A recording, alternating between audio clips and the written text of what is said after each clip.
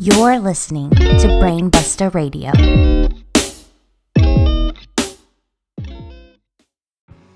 Welcome to Everything Pro Wrestling. Everything Pro Wrestling is a show by the fans, for the fans. And here's your host, Conrad Cushman. Welcome to episode 10 of Everything Pro Wrestling on Brainbuster Radio. What's going on, guys? This episode is being recorded June 5th, which is Wednesday right now at 7:20 p.m. Eastern Standard Time. And this show will be uploaded June 8th, 2019, which is a Saturday. A big day for me. Got a baby shower happening that day, so make sure you guys show me some love on this. If you can, if you see it on Twitter, throw a retweet. If you see it on Facebook, share it. Everything helps the Brainbuster Radio crew. We greatly appreciate it. With all that being said, this week's episode, we are going to be talking about everything going on in the professional world of wrestling. I want to talk about Best of the Super Junior Finals, New Japan Dominion preview. We have some Ring of Honor fan drama. I want to talk about the August 31st shows. There is so much going on in the crazy world of wrestling that we have to talk about all of this. And before we get into all of that, do me a favor, guys. If you haven't already, click that subscribe button for Brainbuster Radio. We have an elite group of podcasters who work hard each and every week to give you guys some of the best content possible. And I can tell you guys this, we've been in the lab doing a bunch of different things. Not ready to announce it just yet, but just know that I respect the hell out of this team. They work very hard. Everybody is talented in multiple ways in different facets. So to that, I just want to give a shout out to the Brainbuster team and to the people who listen to us. I love the fan interaction on tweets from Wrestle Thoughts, Queen, Wilfred, anybody who puts up a tweet in the Brainbuster Radio crew. The fans are the best. They come in there, they interact. Hell, some of them make me laugh each and every time they post something. It's just really good stuff. I love when the wrestling community is positive. And speaking of being positive, there is no one that I know more positive than the two gentlemen I'm going to talk about, which is Josh and Kevin from Wrestling Reverb. They came out with a show yesterday. If you guys have not, after you're done listening to me, of course, make sure you go back and check out Wrestling Reverb.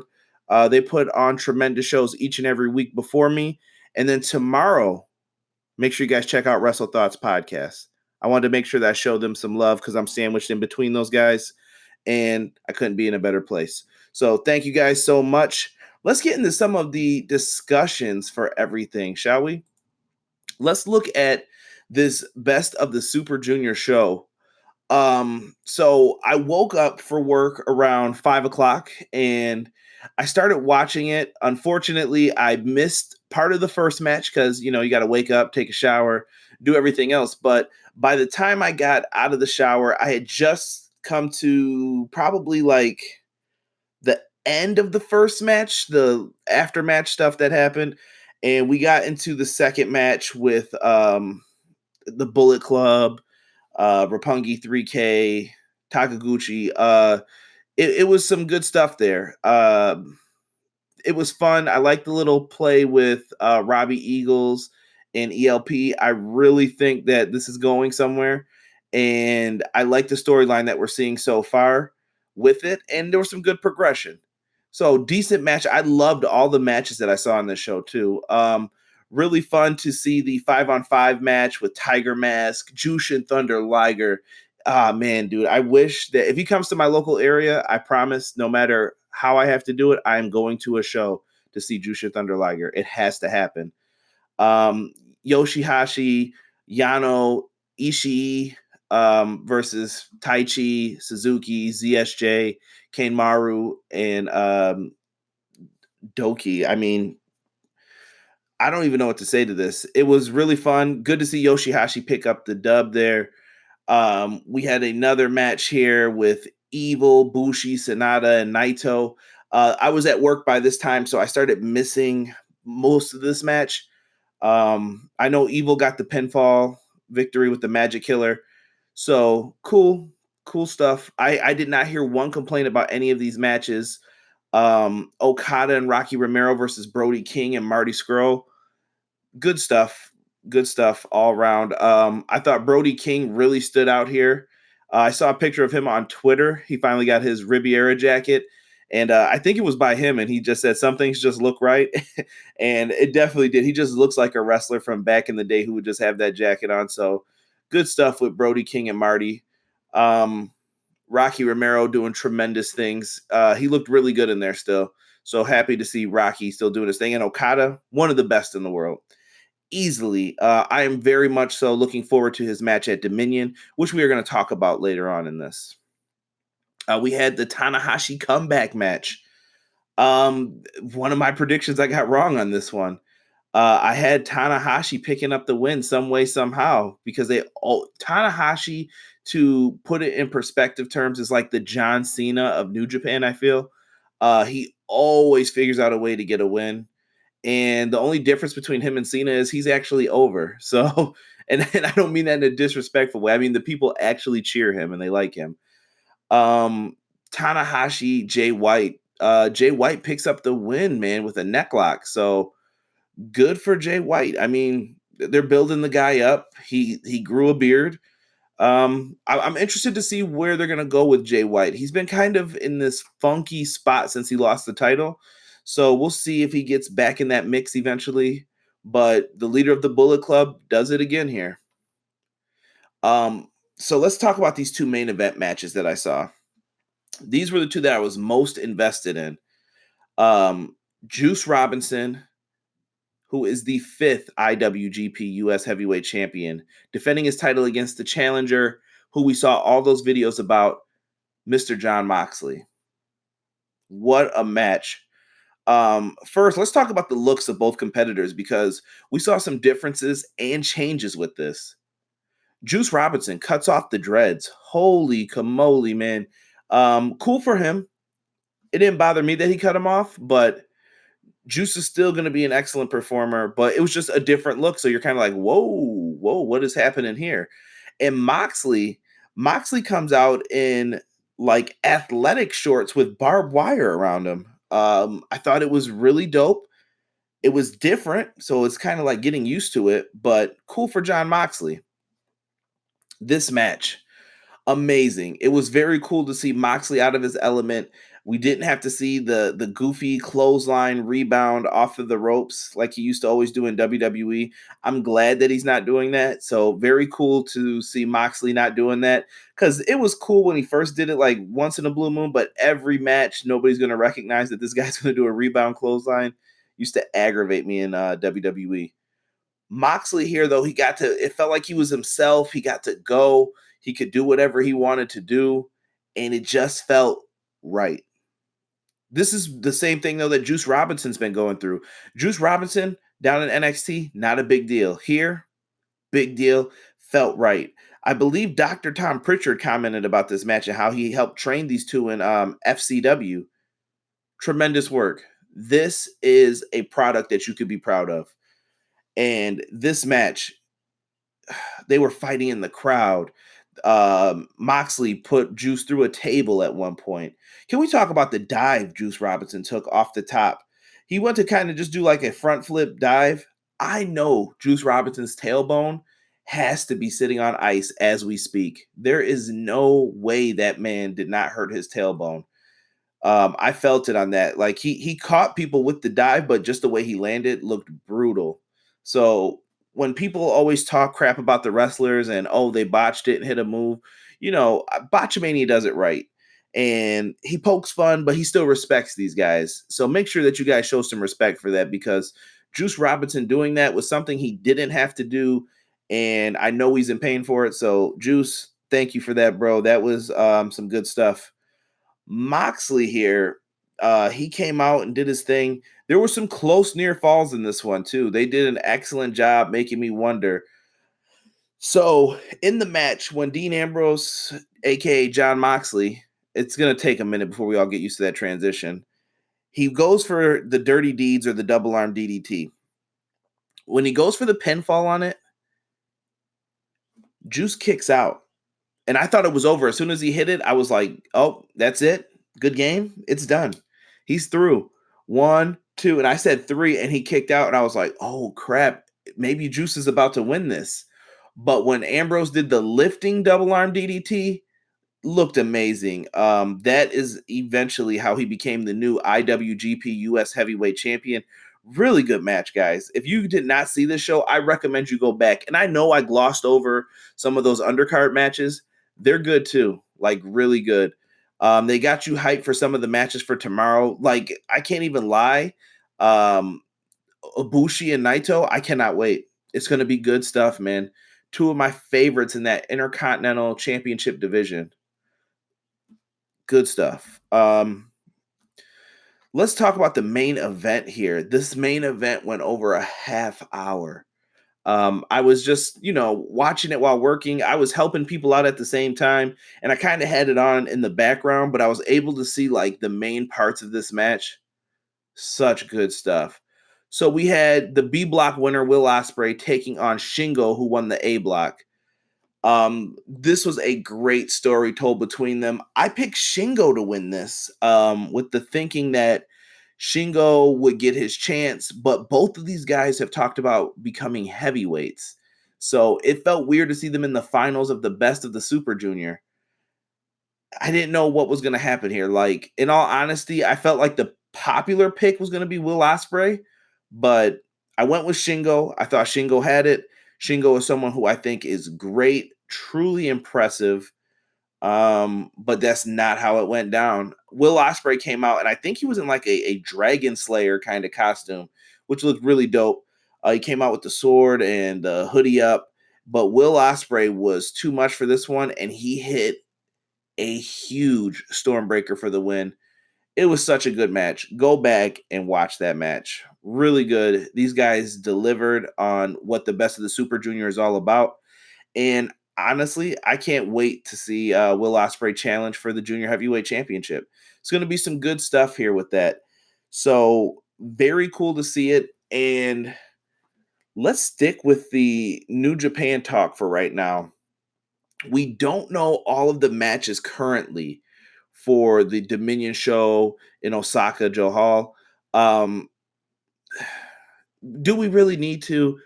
The undercard is going to do a bunch of good things in it. I know they will. I have faith in New Japan. Unlike some other wrestling companies that I review every Monday and Tuesday, I have faith in New Japan's undercard, and I think they're going to do a good job with this. So I'm looking at the top 3 like build matches at this point. This should be very interesting. So for the Never Openweight Championship, we know right now that we are going to have the guy who was the 25th champion, Taichi. This is his first title defense since getting the title. Is going to be going against my man Ishii. Now, here's the weird thing. Some people don't like Taichi, and I really don't fully understand his character, but there's something about him that I like, and I think that he's going to be able to do big things eventually with New Japan. He just needs the right type of story, the right type of gimmick to get him in there, and he has to keep improving on what he's been doing. Ishii's a bull, man. I love the Stone Pitbull. This guy is amazing. He's one of my favorites to watch. Just hard-hitting, good action, and the guy knows how to deliver a match. And he's built like a normal dude that you would see like on a construction site. That's what makes it even better. For this one, though, I'm going to go with Taichi to retain. As much as I want to see Ishii win, I'm just going to go with Taichi to retain here. Don't know why, just the pick. IWGP Intercontinental title match. This match has the potential to be match of the night. We have Kota Ibushi on his second title defense, defending the title against Naito. These two are going to rip it up, man. They did an excellent job at the G1 Supercard. I love this match. It was probably my favorite match of the night in my review. Such good stuff here. I predict that Ibushi is going to retain. I feel like Naito is going to move up into that world title division again. And I think he should. It's just him doing the honors, I think, to Kota Ibushi, making sure that he's an established star for this and that he moves forward with it. And last but not least, the match that a lot of people are talking about here in the States, it is the IWGP Heavyweight Championship match. We have Okada on his second defense, defending against Chris Jericho from AEW. Now, I've been hearing a lot of people while talking about this saying that AEW and New Japan have a working relationship. I want to clarify. They do not have a working relationship as of yet. This is Chris Jericho and Jon Moxley on solo deals that they have because television hasn't started for AEW yet. And even with television starting, they're only obligated to AEW in the States. So they can go over to Japan and do shows over there. I don't know what happens when New Japan comes over to the US, but maybe that's something they could talk about and work out amongst them as companies. I think that would be dope. But as far as Chris Jericho being over here, this is a huge get for New Japan Pro Wrestling. Chris Jericho is one of the hottest names right now in the industry. Everybody's talking about All Out, which we will get into later, and Jericho potentially becoming the first AEW champion. AEW has all of the buzz. People to this day are still talking about Double or Nothing. So this is great for New Japan, being lumped in with that stuff. It's going to get them some Google searches. It's going to get them some traffic. And if you guys don't have New Japan World, you are missing out. It is a great way to spend less than $10 on some excellent wrestling, even if you just want to watch the current stuff. Goodness. For this match, though, who is my prediction to win? The way I see it right now, I have Okada retaining his IWGP World Heavyweight Championship. And that's no disrespect to Chris Jericho, but to me, it just doesn't make sense at this time for Jericho to walk around with the IWGP Heavyweight Championship belt while also being in AEW. If that happens, there may be more to the story than we think with as far as those companies possibly talking or doing something in the future. But for right now, though, I still think Okada is one of the best in the world. He is someone who can go in there against anybody. You're going to get 150% from Okada. It's going to be a hell of a match. So if you guys were on the fence about ordering this, I hope that I've convinced you to make sure that you check out Dominion. Moving right along here, we're going to close some of these windows out for myself. Let's talk about this Ring of Honor garbage. The whole Ring of Honor allegations brought about Bully Ray and the Allure being heckled by a fan brought backstage. This was brought to my attention by the hashtag Twitter wrestling community. This guy was getting some retweets on his tweet, and I actually went over to take a look at it. Not too much has been said about it, but supposedly there is a fan, and his name is John Ketch. He got into an incident in Portland, Oregon on June 2nd with the talents of Mandy Leon and Velvet Sky and Angelina Love. So I guess there was some heckling going on. The kid said that he liked to boo the bad guys and, talk crap to them back and forth. I'm going to come back to that. So he liked to talk crap. He said he was having fun at the show, and he didn't mind talking back to people. And he said eventually that someone from security said, come with us real quick, and they brought him backstage. And he said, what's going on? They told him to sit down, sit tight, and they just told him to hang out there for a second. And Bully Ray supposedly brought him into a room or whatever. And I don't know if nobody was in there or not. I doubt that Bully Ray would do something like that. And he basically told him that you're not going to come out here and do that stuff. And the exact quote is this. He said, so here's the deal. You're done talking down to them. You need to treat them with respect and don't say anything you wouldn't say to your mom. You got it? And then he's basically talking about, I'm not trying to act tough. I was being intimidated with purpose. And I wasn't about to get kicked out during match 3, so I just bit the bullet and said, sure, yes, sir. Yeah, I understand. Yep. And then he said, end of convo, go be a fan. And whatever. I mean, supposedly the kid said that, I don't know if it was someone spit on him out of the Allure. I don't see these girls doing that. I just met them in Ring of Honor Buffalo. I don't know if they were having a bad day and this heckler bothered them.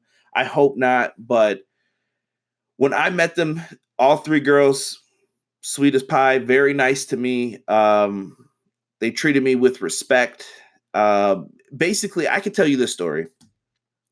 I mentioned it on Instagram. I was supposed to be the last person who got a picture taken with them and an autograph and everything else. They were cool. I said, hey, thanks. And they were saying a bunch of, they were basically saying like, oh, enjoy the show, blah, blah, blah, blah, blah. Very cool. Told Velvet, tell Bully I said hi, whatever. Some stupid stuff like that. And they were like, oh, for sure. And I'm like, can't wait to see you guys out there and see what you do. After that happens, there's a line of people. Some of them are my friends, and they're sitting up there, and Velvet complimented me on my EPF&W shirt. Check out the link tree in the description box. Make sure you guys go cop one. She liked the EPF&W shirt, though. Play off the ECW letters, obviously, where Bully's from.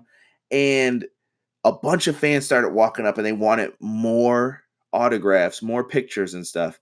And they stayed the entire time to do that for fans. That was very nice of them.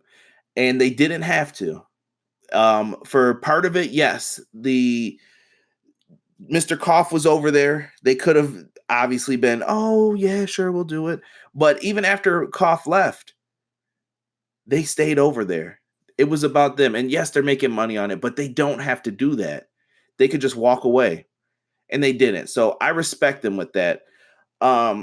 So with this fan, I don't know how far the heckling went, but there's a limit to it.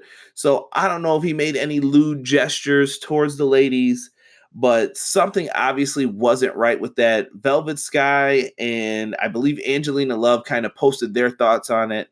They disagreed. Bully Ray also put out something on it on his Twitter defending himself. So you know what? At the end of the day, to me, it seems like it's water under the bridge, and I don't know why people make the biggest deals out of these things because we don't know if this kid was crying wolf, exaggerating the situation.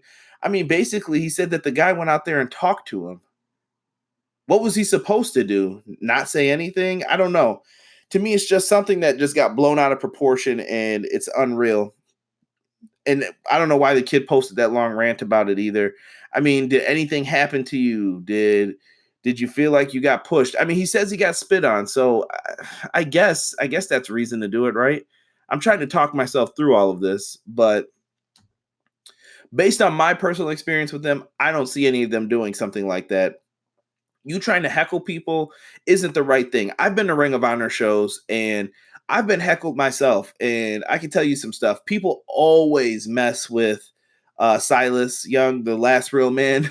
And when he comes out there, some fans always get into his face. I've yelled Tom Selleck to him. He hasn't said anything to me, but you know who did? Kenny King one time said something to me. I can't remember what year it was, but it was a while ago. And we were talking about the Buffalo Bills playing football at the time. I'm from Buffalo, New York. I'm a Bills fan. Pray for me. While out there, I'm just talking about the Bills season during the middle of their match. And this was very smart of Kenny King. And during it, he said, the Buffalo Bills suck. You lost 4 Super Bowls. I don't know why you're out here talking about them when I'm about to get tagged into this match and get into the ring. And I think this is going back to his All Night Express days now, if I'm thinking about it. And, you know, he kind of got me a little bit, but it was good heel work because I started paying attention to his match. I didn't get up and start yelling back at him. You know, I mean, you say a couple things and that's the end of it. We're like, yeah, we'll see what happens in this match. And Kenny King was great. The Ring of Honor guys are great. I don't understand sometimes the issues with some of this stuff. And, you know, to that kid, I really hope you weren't assaulted or spit on because no talent has a right to spit on you either. This isn't the like crazy days of ECW. And I know a lot of people brought up when Bully Ray got into it with that woman. I think it's the Heat Wave 99 incident. To me, great heel work, but wrestling's not like that anymore. You can't do that crazy stuff. You can't get into it with people like that. Ring of Honor, listen, here's my advice to it. Ring of Honor says that ROH has always taken a fan-first approach with the fan experience being at the forefront at all our live events. We consider this to be very serious and we'll be conducting an internal review over the next 48 hours to determine the appropriate actions. Cool, Ring of Honor. You guys have some of the other stuff that you need to worry about, in my opinion. I would worry about changing up booking. I would try to make sure that Ring of Honor shines a little bit more with being on these New Japan show cards. Ring of Honor is in a weird spot right now. I still like the talent. I still go to the live events, but I want to see Ring of Honor do better, man. There's a lot of talent out there. Keep scooping people up. Sometimes Ring of Honor gets a little bit quiet, and I just want to see them do a little bit more. They've got great wrestlers there. If you've never been to a Ring of Honor live event, I highly, highly recommend you go. It's nothing but fun. Good times. Take a couple of your friends with you. You won't regret it. Always fun. And if you could get on with those shows where they have the New Japan guys over there as well, double fun. But I wanted to say this in the end. If you're a fan of pro wrestling and if you're a pro wrestler, let's just remember the boundaries with each other. It's cool to be a fan, but you got to know, watch it with what you say to some people, because some of the wrestling news stuff is true and we know about people's personal lives and we shouldn't really get into it, you know? That's where I'm just going to leave it for now. Be a fan, enjoy pro wrestling, keep it positive, and let's just be glad that nothing happened to the kid. There wasn't a fight. Nobody got hurt. All right? That's just the positives I could take away from it. Ah, boy. Where do we go from here? Let's get into some small news tidbits, shall we? Good Lord. Impact Wrestling Slammiversary title match. Let's see what we've got going on here. Impact Wrestling officially announced that Johnny Impact is going to be cashing in his opportunity for an X Division title match against Rich Swann. So another match is going to be added to Slammiversary that's happening Sunday, July 7th in Dallas, Texas. Looks like it's going to be a good show. Impact Wrestling puts on better shows than people think. If you haven't, give Impact a chance. I know they had the whole debacle with not coming back on air on Twitch. Hopefully that stuff gets fixed. I've heard rumors of a new network possibly being interested in showing Impact Wrestling. Wrestling's hot right now, so hopefully they could take advantage of it. Similar to what I was talking about with Ring of Honor. Impact Wrestling is better than people think, and I feel that wrestling is hot. They need to scoop some new talent, make some good booking decisions, and I think you can get some people back on board with Impact Wrestling. Try to get back some of those old fans that you once had. Matt Riddle and Bill Goldberg. This was a funny exchange that I saw on Twitter. Lots of retweets on this. Basically saying that Bill Goldberg has blocked him from some previous comments that he made. And Riddle just wrote, "I can't wait to watch you wrestle this match on Friday so I can see how good you are at wrestling." And he put crying face emojis. And he's talking about Super Showdown, Goldberg taking on The Undertaker for the first time in a minute. And I did a preview on my personal podcast for the Super Showdown card.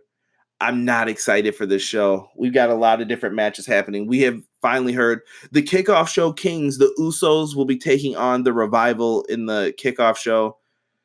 Why is this even necessary to have all these matches on here? We're also going to have the Lucha House Party versus Lars Sullivan. That should probably be the kickoff match, in my opinion. Or kick off the show, literally. We have the Intercontinental Championship, Finn Balor versus Andrade, should be good. Roman Reigns, Shane McMahon. I think they're going to do some good stuff in here, but I'm just tired of seeing both of them so much on both shows. Braun Strowman, Bobby Lashley. Bleh. Kofi Kingston, Dolph Ziggler. Going to be a good match. Just wish there was more of a story behind it besides just the, "Oh, you took my spot in Dolph Ziggler's jealous always" storyline. Rollins versus Baron Corbin.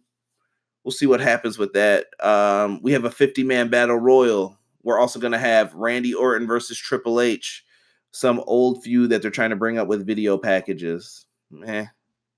and The Undertaker versus Goldberg, which I assume is going to be the main event.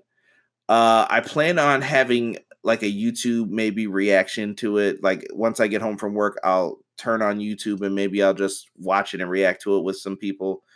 Haven't decided yet. I'll think of something hopefully beforehand. Not sure. If I don't, maybe you guys will catch a quick review of it. Not sure yet.